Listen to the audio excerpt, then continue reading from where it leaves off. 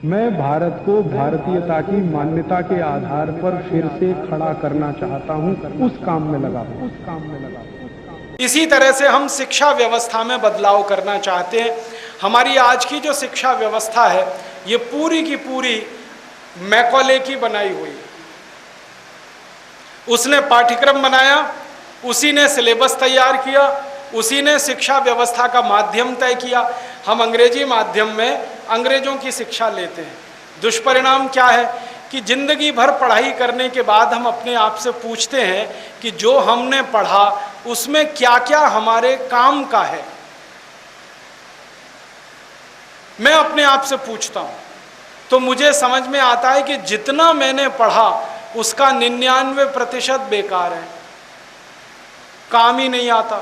1% काम आता है, और जब 1% काम आता है तो उसके लिए इतना पैसा खराब किया, इतना समय खराब किया, इतना दिमाग खराब किया मेरा। ऐसे ऐसे विषय हमको पढ़ाए जाते हैं जो जिंदगी में काम ही नहीं आते। मैंने मॉडर्न मैथमेटिक्स पढ़ा है, मॉडर्न एल्जेब्रा पढ़ा है, उसके इतने सारे फॉर्मूले मैंने पढ़े, आज तक कभी काम नहीं आए।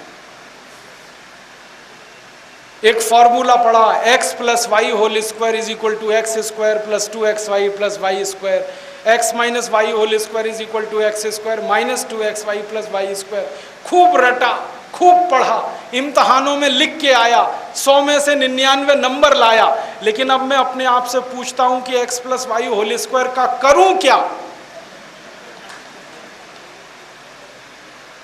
मेरी जिंदगी में तो काम ही नहीं आया। अब मेरे टीचर को पूछता हूं, आपने मुझे ये क्यों पढ़ाया x + y²? मेरे तो काम नहीं आया। टीचर कहता है काम तो मेरे भी नहीं आया, मुझको किसी ने पढ़ाया तो मैंने तुमको पढ़ाया। ये भेड़िया धसान क्यों चला रहे हैं इस देश में? जो काम नहीं आता वो क्यों पढ़ा रहे हैं हमको? आप ईमानदारी से अपनी जिंदगी का एक अकाउंट लिखिए और उसमें अपने आप से पूछिए कि जितना आपने पढ़ा है उसमें से कितना याद है आपको। तो आप पाएंगे कि याद वही रहता है जो काम में आता है। जो काम नहीं आता दिमाग उसको भूल जाता है, क्योंकि दिमाग कचरा पेटी नहीं है, ये जीवित वस्तु है, बहुत होशियार है। फालतू चीज़ों को ये रखता नहीं है, निकाल के फेंक देता है। जो चीज़ काम नहीं आती वो याद नहीं रहती, जो याद नहीं रहती उसको पढ़ना क्यों और पढ़ाना क्यों? फालतू में दिमाग क्यों खराब करना? मैं अपने आप से सवाल पूछता हूं, उत्तर नहीं है। बचपन में मुझे पढ़ाया गया अमेरिका का पहला राष्ट्रपति कौन, क्या करूं उसका? मालूम है मुझे मालूम है कि जॉर्ज वॉशिंगटन अमेरिका का पहला राष्ट्रपति, लेकिन करूं क्या? मैं अगर सब्जी खरीदने जाता हूं और सब्जी बेचने वाले को कहता हूं देखो मुझको मालूम है अमेरिका का पहला राष्ट्रपति जॉर्ज वॉशिंगटन, वो सब्जी देगा? परचून की दुकान पे जाके कुछ खरीदूं और बताऊं उसको अमेरिका का दूसरा राष्ट्रपति कौन, वो परचून देगा मुझे? क्या काम आएगा मेरी जिंदगी में अमेरिका का पहला राष्ट्रपति? और अफसोस मुझे क्या है, अमेरिका का पहला राष्ट्रपति मुझे मालूम, दूसरा मालूम, तीसरा मालूम, 250 मालूम है, और मेरे घर के पहले पिता का नाम पूछ ले कोई तो मुझे नहीं मालूम।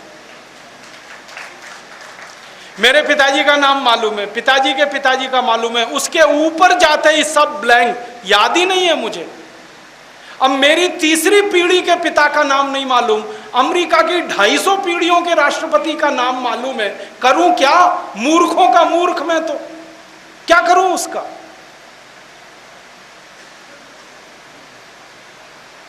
मुझे इतना क्रोध आता है अपने ऊपर। मैं बचपन में पढ़ता था, मुझे कनाडा की जलवायु पढ़ाई गई। कनाडा की जलवायु क्या है? ठीक है भाई, पढ़ लिया कि कनाडा बहुत ठंडा देश है, तापमान -40 डिग्री है, फिर ठंडी हवाएं हैं, बर्फीली हवाएं हैं, वगैरह वगैरह। अब क्या करूं उसका? पढ़ लिया मैंने, कनाडा बहुत ठंडा देश है। अब जब तक कनाडा में जाता नहीं या कनाडा मेरे घर में आता नहीं, तब तक उसका क्या करूं? और मेरे जैसे करोड़ों बच्चों को पढ़ा दिया कनाडा का जलवायु। अब मुझे कनाडा का जलवायु मालूम है, लेकिन भोपाल का जलवायु नहीं मालूम। मुझे मैक्सिको का जलवायु मालूम है, लेकिन शिवपुरी का नहीं मालूम। मुझे ब्राजील का जलवायु मालूम है, लेकिन मेरे जन्म जिले का अलीगढ़ का जलवायु नहीं मालूम। काम तो अलीगढ़, भोपाल और शिवपुरी का जलवायु आने वाला है, और हम पढ़ रहे हैं Brazil, Mexico, Chile, Costa Rica, Colombia. करेंगे क्या उसका? मैं सीधी सी बात ये कहना चाहता हूं, इंटरनेशनल नॉलेज किसी काम की नहीं है जब तक लोकल नॉलेज आपको नहीं है। हमेशा लोकल नॉलेज काम में आती है, इंटरनेशनल नॉलेज किसी काम की नहीं होती। तो काय को फालतू में हमारा दिमाग खराब करते हैं ये स्कूल कॉलेज वाले, इंटरनेशनल बनाने में लगे रहते हैं। हम नेशनल तो हो नहीं पाए, इंटरनेशनल होने के लिए परेशान। ये फालतू शिक्षा व्यवस्था, इसको बदलना है, और इसमें जरूरत आधारित शिक्षा हमें लेनी। मैंने एक सिलेबस बनाया, आप हैरान हो जाएंगे। कक्षा 1 से कक्षा 12 तक के विद्यार्थियों को जितना 12 साल में हम सिखाते हैं, उतना 2 साल में मैं सिखा सकता हूं। पूरे सिलेबस को मैंने रीड्राफ्ट किया। क्या किया? फालतू चीजें निकाल दी सब, उसमें से कचरा पट्टी सब फेंक दिया निकाल के। जो काम का बचा वो 2 साल का है, तो 10 साल का समय बचा लिया मैंने बच्चों का। उसमें हम कुछ और सिखाएंगे, उनको कुछ कारीगरी सिखाएंगे, हाथ का काम सिखाएंगे, ताकि पढ़कर निकलने के बाद वो बेरोजगार दर बदर की ठोकर ना खाएं, कुछ ना कुछ जिंदगी चलाने का काम कर सकें। आप फिजिक्स के नहीं हैं तो भी समझ जाएंगे मेरी बात को। ये एक्सपेरिमेंट हम पढ़ते थे, करते थे, लेकिन इसके रिजल्ट नहीं आते थे। तो हमारे प्रोफेसर से हम झगड़ा करते थे कि रिजल्ट तो नहीं आते। तो वो कहते थे कि यार ये जो एक्सपेरिमेंट है ना, ये कभी सक्सेस नहीं हुआ। माइकलसन और मोरले नाम के 2 वैज्ञानिक थे फ्रांस के, जिंदगी भर एक्सपेरिमेंट किया, सफल नहीं हुए, हमेशा फेल होते रहे, तो रिजल्ट आएंगे कैसे? तो मैंने कहा पढ़ाते क्यों हो मुझको फिर ये? तो कैसी मूर्खता है इस देश में। हमको पढ़ाया जाता था failure of Michelson Morley experiment, माने माइकलसन मोरले एक्सपेरिमेंट की असफलताएं क्या हैं ये रटो और किताब में लिख के आ जाओ, 100 में से 90 नंबर ले आओ। हम मूर्खों के मूर्ख ऐसे टाइम पास करते रहे अपने पढ़ाई के दिनों में। हमारे यहाँ एक्सपेरिमेंट के नाम पे क्या होता था, सीनियर की नोटबुक ले लिया, टीप टाप के सब उसको लिख दिया और ले जाके पेश कर दिया, ये होता था। ऐसी मूर्खता की पढ़ाई क्या काम की है। और जानते हैं क्या होता है, इंजीनियरिंग पढ़ने वाले लड़के भी यही करते हैं इस देश में। जब वो पढ़ाई करके निकलते हैं तो कोई भी प्राइवेट सेक्टर की नौकरी में उनको पोस्ट पर नहीं लेता, जब तक कि 1.5 साल उनका अप्रेंटिसशिप नहीं कराते। और वही असली पढ़ाई होती है, 4.5 साल की तो बेकार है। वो 1.5 साल की पढ़ाई अगर काम की है तो सीधे ही पढ़ाओ ना उसको। ये 4 साल 6 महीने क्यों बर्बाद कर रहे हो? हमारे MBBS MD करने वाले डॉक्टर जो इंटर्नशिप में पढ़ते हैं वही असली पढ़ाई है, बाकी तो बेकार है। वही सीधे पढ़ा दो, फालतू समय क्यों खराब कर रहे हो उनका। तो हम शिक्षा व्यवस्था को बदलना चाहते हैं, जो फालतू सिलेबस है उसको हटाना चाहते हैं, और ये जो बोझा बच्चों के दिल दिमाग पर है इसे खत्म करना है। सबसे बड़ा बोझा है परीक्षा का। हमारे सारे बच्चे परीक्षा के लिए पढ़ते हैं, ज्ञान के लिए कोई नहीं पढ़ता। और परीक्षा होते ही सब भूल जाते हैं, वो किसी काम का नहीं होता।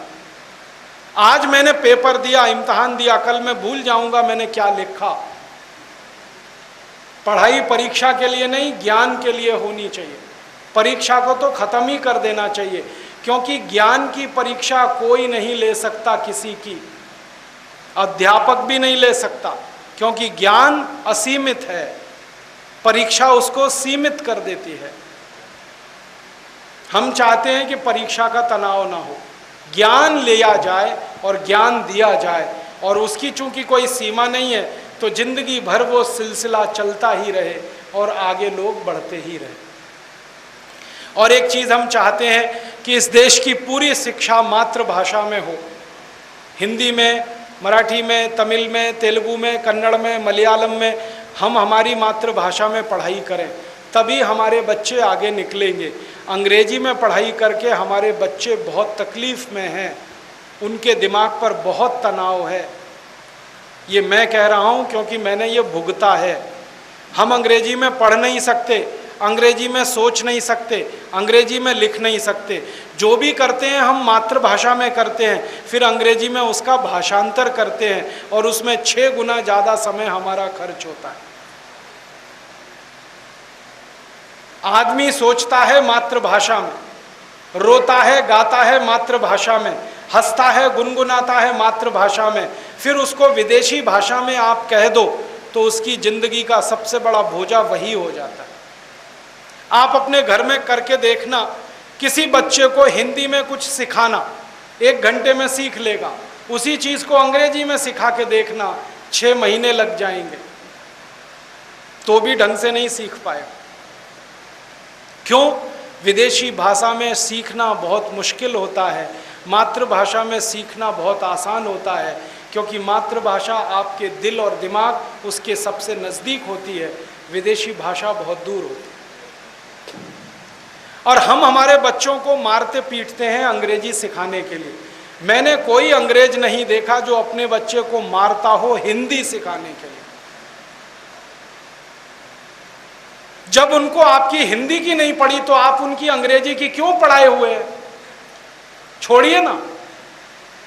आप कहेंगे जी अंग्रेजी अंतर्राष्ट्रीय भाषा है, बिल्कुल नहीं है। दुनिया में 200 देशों में मात्र 14 देशों में अंग्रेजी चलती है, बाकी कहीं अंग्रेजी नहीं। जर्मनी में जर्मन है, फ्रांस में फ्रेंच है, हॉलैंड में डच है, आप अगर रूस में चले जाओ तो रशियन है, जापान में जापानीज़ है, चीन में चाइनीज़ है। डेनमार्क जैसा छोटा सा देश है जो हमारे एक मोहल्ले के बराबर का है, वहाँ भी डेनिश चलती है, अंग्रेजी नहीं चलती। और छोटे से डेनमार्क देश में अंग्रेजी में कोई कुछ पढ़ता नहीं, पढ़ाता नहीं। डेनिश में इंजीनियरिंग होता है, डेनिश में मेडिकल की पढ़ाई, डेनिश में चार्टर्ड अकाउंटेंसी की पढ़ाई।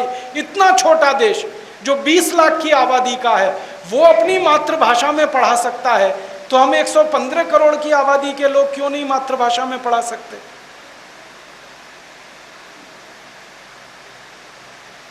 कोई लोग कहते हैं अंग्रेजी में क्वालिटी बहुत है, और मैंने अंग्रेजी पढ़कर ये पाया कि दुनिया की सबसे रद्दी भाषा यही है।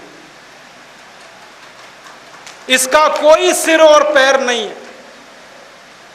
हाँ, मैं अंग्रेजी के प्रोफेसरों से बहस करता हूं और पूछता हूं पीयूटी पुट तो बीयूटी बुट क्यों नहीं? अगर सीयूटी कट पीयूटी पट होना चाहिए, बीयूटी बट सीयूटी कट तो पीयूटी पट होना चाहिए कि नहीं? और पीयूटी पुट तो बीयूटी बुट सीयूटी कुट होना चाहिए। एक जगह यू ऊ हो गया, एक जगह यू आ हो गया, ये क्या चक्कर है भाई? यू तो यू है, कहां आ कहां ऊ, कोई सिर नहीं कोई पैर नहीं। इतनी हंसी आती है मुझे अंग्रेजी पे। एक शब्द है अंग्रेजी का केमिस्ट्री, स्पेलिंग क्या है? CHEMISTRY, यही है ना? तो CHE माने केमिस्ट्री। तो अगर CHE में केमिस्ट्री होता है तो CHOPARA चोपड़ा में कोपड़ा क्यों नहीं होता? बताइए ना। और CHOPARA में चोपड़ा होता है तो केमिस्ट्री में चेमिस्ट्री क्यों नहीं होता? प्रोनाउंसिएशन क्या है? सन, SON। प्रोनाउंसिएशन क्या है? सन। अब डिफरेंशिएट कैसे करेंगे? SON सोन होना चाहिए, SUN अगर सुन होना चाहिए, SUN सन है तो हर जगह यू आएगा तो आ का ही उच्चारण होना चाहिए। फिर सु वाला उच्चारण कहां से आ गया यू का? और ओ हर जगह ओ है तो फिर आ वाला कहां से आ गया? SON में सन कैसे हो गया? सोन होना चाहिए। कुछ पता ही नहीं है, भेड़िया धसान है अंग्रेजी।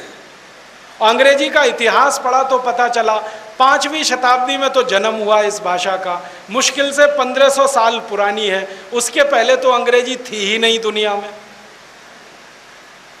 अब अगर हम हिंदी से इसकी तुलना करने लगे तो हिंदी तो हजारों साल पुरानी है, और संस्कृत से तुलना करें वो तो करोड़ों साल पुरानी है। और अंग्रेजी बहुत गरीब भाषा है। गरीबी पता है इनकी क्या है? इनके पास अपने शब्द ही नहीं है। लैटिन में से ले लिए, फ्रेंच से ले लिए, जर्मन से ले लिए, इटालियन से ले लिए, यहाँ से ले लिए और खिचड़ी बना के तैयार कर दी। अपने शब्द हैं ही। और शब्द इतने कम हैं अंग्रेजी में, चाचा हो, मामा हो, मौसा हो, फूफा हो, मामा का मामा, मौसा का मौसा, फूफा का फूफा। एक ही शब्द है अंकल। चाची हो, मामी हो, मौसी हो, ताई हो, बुआ हो, फूफी हो, फूफी की फूफी हो। एक ही शब्द है आंटी। कितने गरीब है। हमारे पास तो हर एक रिश्ते के लिए एक शब्द है। चाचा चाचा है, मामा मामा है, मौसा मौसा है, फूफा फूफा है। यहाँ तो अंकल में पता ही नहीं चलता कि वो चाचा है कि मामा है कि मौसा है। बोलते रहते हैं अंकल अंकल, आंटी आंटी। और कुछ तो अंग्रेजी के शब्द इतने विचित्र हैं जिनके अर्थ आपको नहीं मालूम, क्योंकि आपने बोलना तो ऐसे ही शुरू कर दिया बिना अर्थ के। हम अंग्रेजी के बहुत सारे शब्द बोलते हैं। इस देश में अंग्रेजी कम पढ़े लिखे लोग, हिंदी भी कम पढ़े लिखे लोग, बीच के लोग हैं। ना अंग्रेज हो पाए ना हिंदुस्तानी रह पाए, बीच के हो गए। तो घासलेट हैं वो सब। अब उनकी घासलेट क्या है वो दिखाता हूँ आप। किसी के घर में जाता हूँ, पिताजी का नाम रामदयाल, माताजी का नाम गायत्री देवी, बेटे का नाम टिंकू। अब मैं पूछता हूं कि रामदयाल स्वदेशी, गायत्री देवी स्वदेशी, ये टिंकू विदेशी कहां से आ गया? और नाम रख लिया बेटे का टिंकू। फिर पूछता हूं अर्थ मालूम है टिंकू का? मालूम ही नहीं। क्यों रख लिया नाम? रख लिया ऐसे। टिंकू का अर्थ है वेबस्टर डिक्शनरी में आवारा लड़का, वो टिंकू है। और यहां हमने क्या किया? अच्छा खासा अपना आज्ञाकारी बेटा, उसको टिंकू टिंकू बोल बोल के आवारा बना देंगे। ऐसे ही नाम रख लेते हैं घर में बेटियों के, डिम्पल, ट्विंकल, लवली, डबली, बबली, डबलू, बबलू। क्या मतलब पता ही नहीं। चल रहा है भेड़िया दशा। मेरा कहना है ये अंग्रेजी में से बाहर आई है, इसमें कुछ रखा नहीं है। आप बोलेंगे जी अंग्रेजी नहीं सीखेंगे, दुनिया में व्यापार कैसे होगा?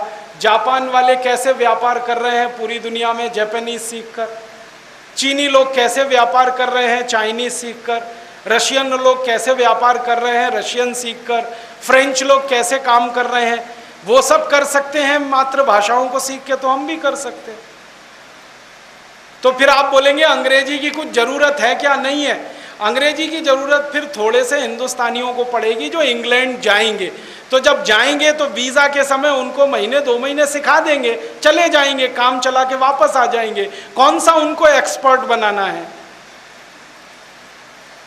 ये बच्चों को पहली कक्षा से अंग्रेजी क्यों पढ़ा रहे हैं? ये सब तो इंग्लैंड जाने वाले नहीं है, क्योंकि इंग्लैंड इनको आने भी नहीं देगा अपने यहाँ, क्योंकि उनके यहाँ इतनी जगह नहीं है। वीज़ा के कानून इतने कड़क कर दिए हैं कि अब जल्दी घुसना इंग्लैंड में संभव नहीं है। क्यों सबको मार मार के अंग्रेजी सिखा रहे हैं? और ऐसी हास्यास्पद स्थिति होती है कभी तो, मैं किसी के घर में चला जाता हूँ, अंग्रेजी पढ़ने वाले बच्चे, उनके माता पिता कहते हैं देखो बेटा अंकल आए हैं जरा पोएम सुनाओ। तो मैं उनसे कहता हूँ आपका बच्चा कविता सुनाए तो अच्छा, ये पोएम क्या होती है मेरे समझ में नहीं आती। कविता तो मैं समझता हूँ।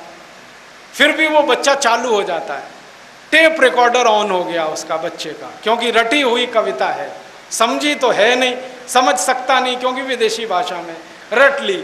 अब कविता सुनाता है poem, rain rain go away come again another day little baby wants to play. अब मैं बच्चे से पूछता हूँ तुमको अर्थ मालूम है इसका? नहीं मालूम। किसने सिखाया? मम्मा ने सिखाया। मम्मा को पूछो अर्थ मालूम है, नहीं मालूम। किसने सिखाया? टीचर ने सिखाया। टीचर को पूछो अर्थ मालूम है, नहीं मालूम। उसकी टीचर ने सिखाया। ये चल रहा है भेड़िया धसा। फिर उस बच्चे को मैं उसका अर्थ समझाता हूँ। मैं उसको कहता हूँ इसका अर्थ है बारिश बारिश तुम चली जाओ, रेन रेन गो अवे। बारिश तुम चली जाओ, यहाँ मत आओ, मुझे खेलना है। अब बच्चा ये कविता गा रहा है बारिश बारिश चली जाओ, और करोड़ों बच्चे ये कविता गा रहे हैं बारिश बारिश चली जाओ। भगवान ने ये कविता सुन ली तो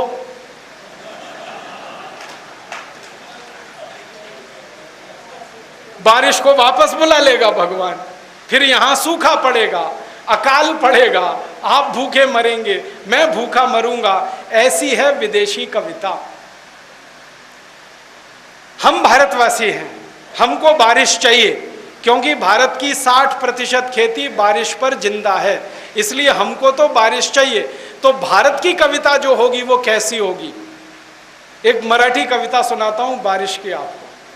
मराठी में एक कविता है, ये रे पाऊसा तुला देतो पैसा, पैसा झाला खोटा पाऊस आला मोठा। ये रे माने आओ आओ, पाऊसा माने बारिश। तो बच्चा बारिश को बुला रहा है, तुम जल्दी जल्दी आओ, नहीं आओ तो मैं पैसा देने को तैयार हूं, तुम आ जाओ, क्योंकि हमको बारिश की जरूरत है। कविताएं अपनी सभ्यता की जरूरत में से पैदा होती हैं और वही बच्चों को सिखाई जानी चाहिए, क्योंकि वो सभ्यता का प्राण होती हैं, संस्कृति की आत्मा होती है।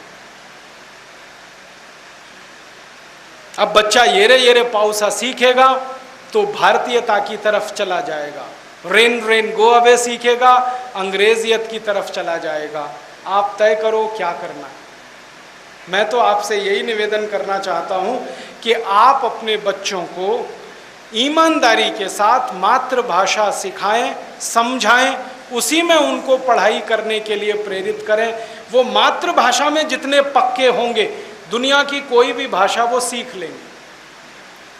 हमारे हिंदुस्तान के बारे में अगर आप देखना चाहें तो देखिए, जितने महान वैज्ञानिक इस देश में हुए, सबने मातृभाषा में पढ़ाई की, इसलिए वैज्ञानिक हुए। ताजा उदाहरण देता हूं, डॉक्टर एपीजे अब्दुल कलाम सबसे उच्च कोटि के वैज्ञानिक, उनकी 12वीं तक की पढ़ाई तमिल भाषा में हुई है, आपको मालूम। और जब उनको कहा गया कि आप इतने ऊंचे वैज्ञानिक कैसे बने, तो उन्होंने कहा 12वीं तक तमिल में पढ़ा, इसलिए इतना ऊंचा बन पाया। इस देश के एक और महान वैज्ञानिक हैं डॉक्टर विजय भटकर, जिन्होंने सबसे पहला सुपर कंप्यूटर बनाकर इस देश को दिया।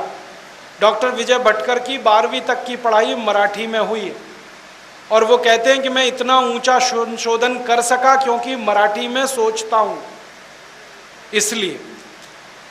प्रोफेसर एमजी के मेनन, उनकी पढ़ाई मलयालम में हुई है। प्रोफेसर स्वामीनाथन, उनकी पढ़ाई तमिल में हुई है।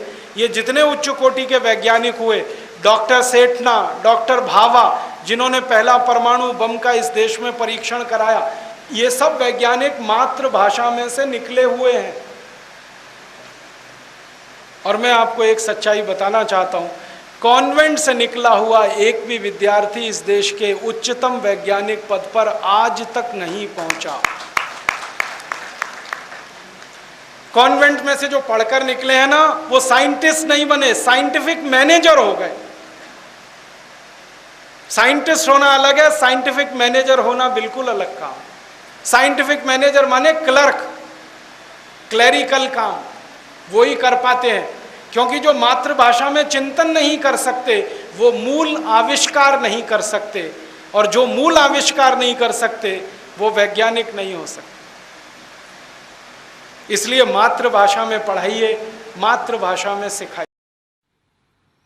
दोस्तों, सबसे पहले तो चैनल सब्सक्राइब करें, फिर लाइक, कमेंट और शेयर करें, और हाँ, हमारा एंड्रॉयड ऐप डाउनलोड करना ना भूलें।